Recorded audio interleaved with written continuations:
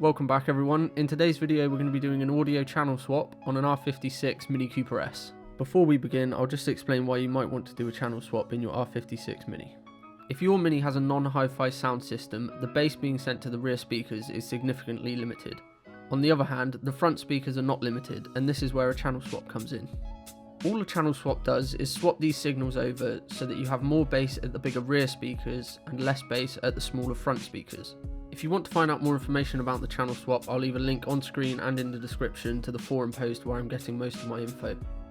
Now you know what a channel swap does, we're going to show you how to channel swap your Mini. A channel swap consists of de-pinning a connector in the passenger footwell of your car, swapping some wires around and re-pinning those wires in a different order. To channel swap your Mini, you are going to need some basic tools. We used a set of small screwdrivers to pry the connector apart and a Torx T20 or T25 bit to push the pins out of the connector.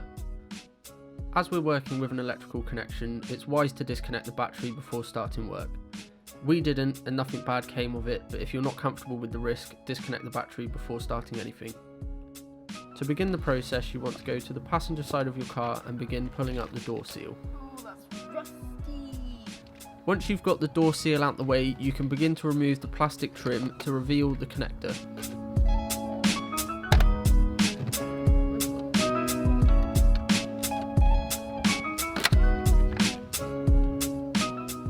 Once you've removed the plastic trim, you can pull the electrical connector away from the car body to give yourself more room to work on it.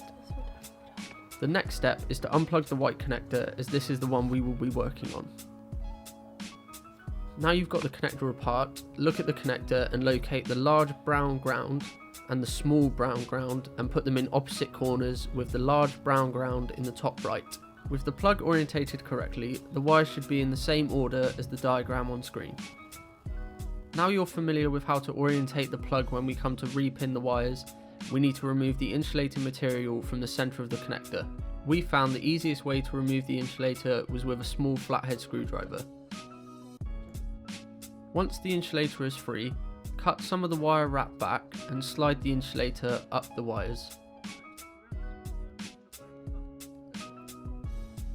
At this point, we're ready to grab the Torx bit I mentioned earlier and de-pin the connector as shown.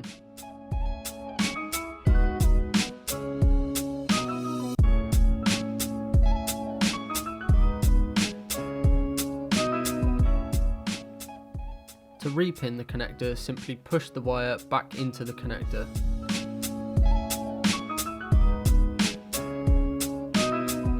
As per the diagram, I'd suggest leaving pin 6, 7 and 8 where they are, de-pinning the rest of the connector and then re-pinning it in its new order. Once you've re-pinned every wire, slide the insulator back into the connector and test to make sure that everything still works. And that's how you channel swap your R56 Mini Cooper S.